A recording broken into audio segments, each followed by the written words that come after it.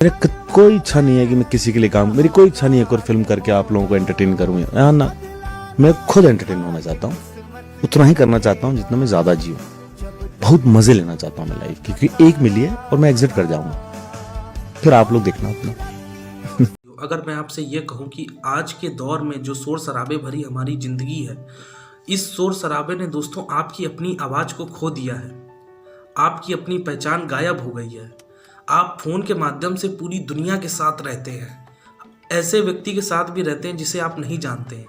अब मैं आपसे प्रश्न कर रहा हूँ कि आप अपने साथ कितनी देर रहते हैं? आप अब क्या अपने लिए समय निकाल पाते हैं? 24 घंटे में कुछ ऐसे मिनट हैं जो आप अपने आप को खुद को देते हैं, जहाँ पे आपका फ़ोन ना हो, कोई मिलने वाला ना हो, आप सिर्फ एकांत में अकेले बैठे हों। ऐसा कितना मिनट आप अपने लिए दे पाते हैं? मैं आपसे क्वेश्चन और करता हूँ दोस्तों, अगर मैं आपसे ये कहूँ कि आप सबसे ज़्यादा प्यार किससे करते हैं? अगर आप इमोशनल चीज़ों को हटाएंगे, मोह माया को दूर करके इसका आंसर देंगे, तो आप कहेंगे कि मैं खुद से सबसे ज़्यादा प्रेम करता हूँ। और फिर मैं आपसे फिर एक प्रश्न करूंगा कि आप जिससे सबसे ज़्यादा प्रेम करते हैं, आप उसके लिए कितना समय निकालते हैं, उसको कितना समय देते हैं? है ना जीवन की अजीब सी विडंबना कि जिसको हम सबसे ज़्यादा प्यार करते हैं उसके लिए हमारे पास समय नहीं है। तो इस विडंबना का जिम्मेदार कौन है?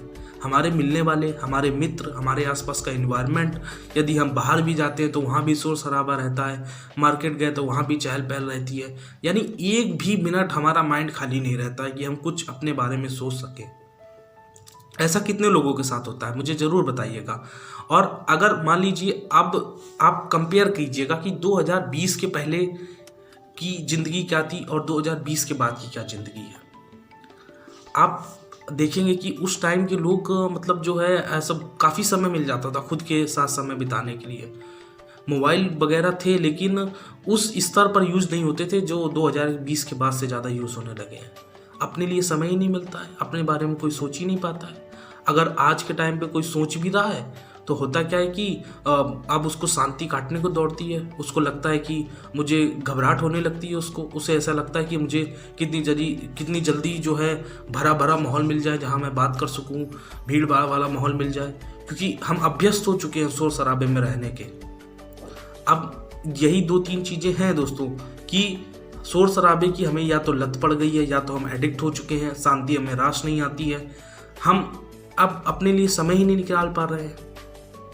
अब सोचिए अपने जीवन के बारे में, विचार कीजिए, फिर मुझे कमेंट में बताइए। नमस्कार साथियों।